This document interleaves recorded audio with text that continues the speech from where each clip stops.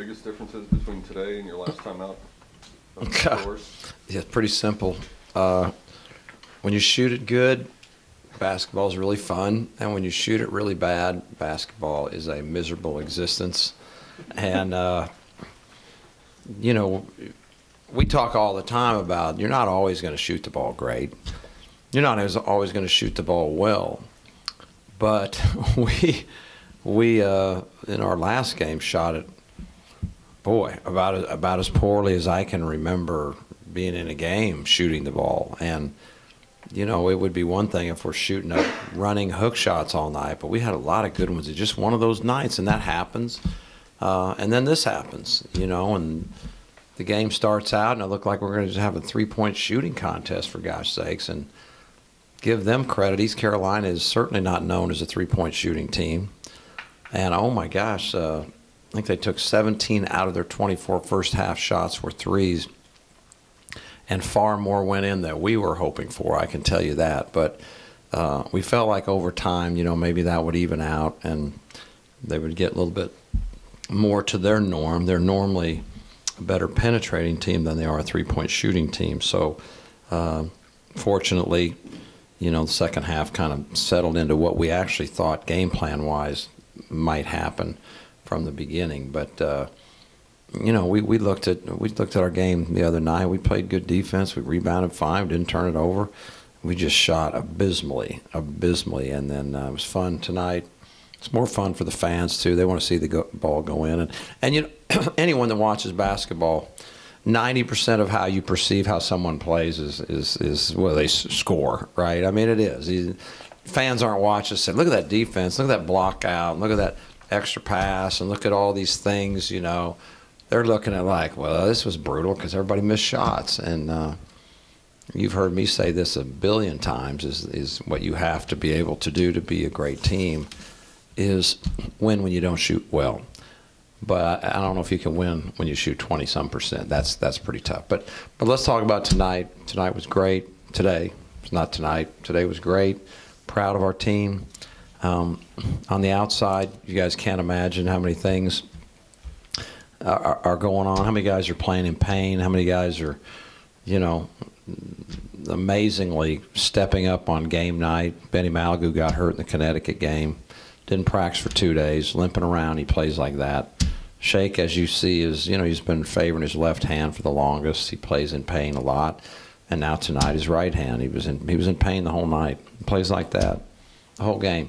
He won't come out. I keep asking him, you need to come out. Nope, I'm not going to come out. You know, Coy's been battling injuries all year. Tries to play through pain so much.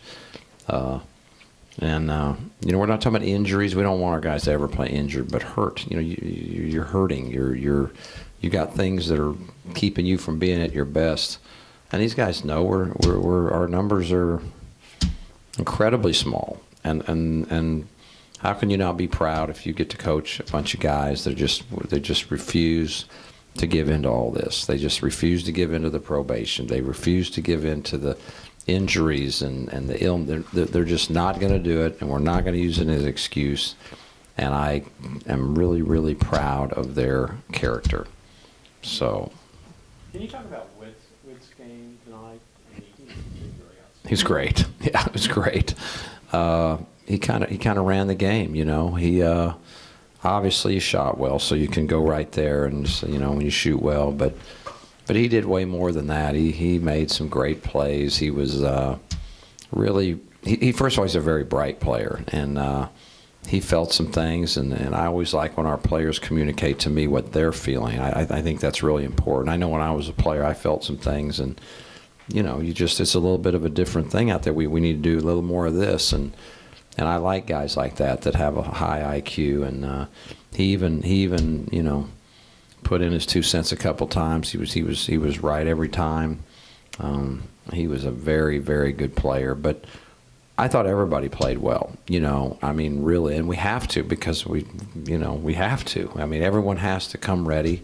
We're talking about that all the time. We all got to be in a fever pitch mindset, because there's, you know, we're small, we're not deep, we're young, we're inexperienced. We've been moving in guys in and out all year. We're not where most teams are this year, where you've just been playing together the whole year with the same guys. We're not. And so because of that, we got to scratch these out. We got to do it on heart and togetherness and intensity and toughness and all those kind of things. Maybe more so than most teams, and our margin of error is not very big. Come on.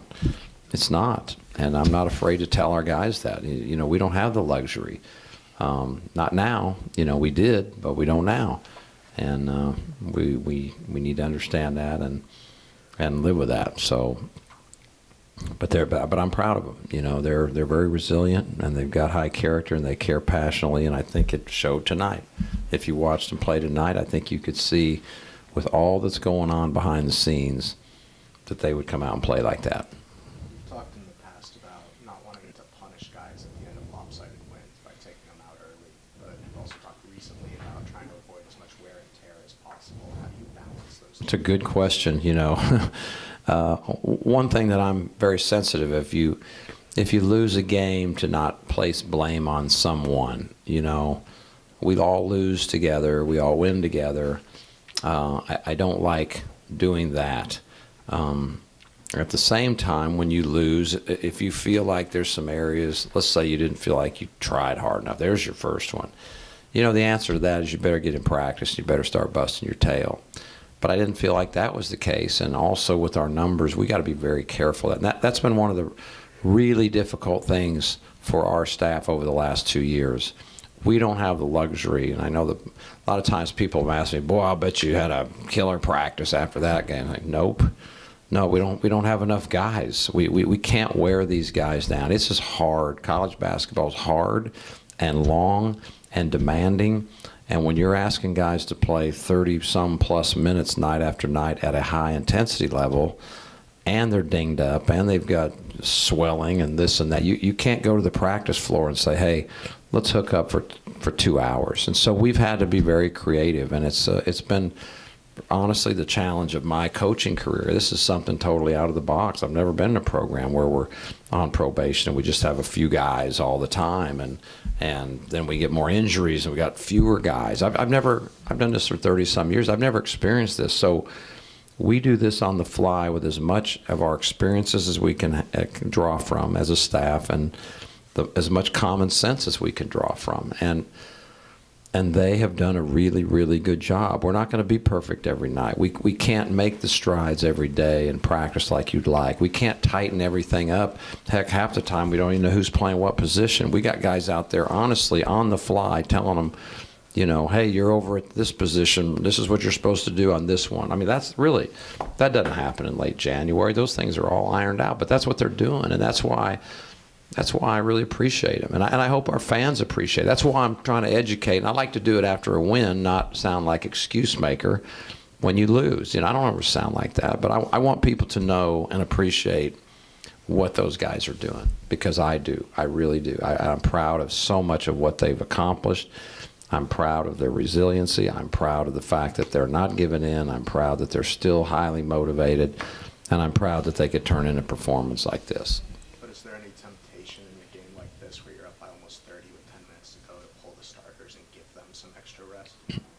Yeah, but I always have a problem, and the whole staff is on me about this. Okay, anytime we're on a big run, I just have a hard time subbing a run. I don't care. And I also never want to be someone that subbed a run too early and the game turned around, because I have lived that.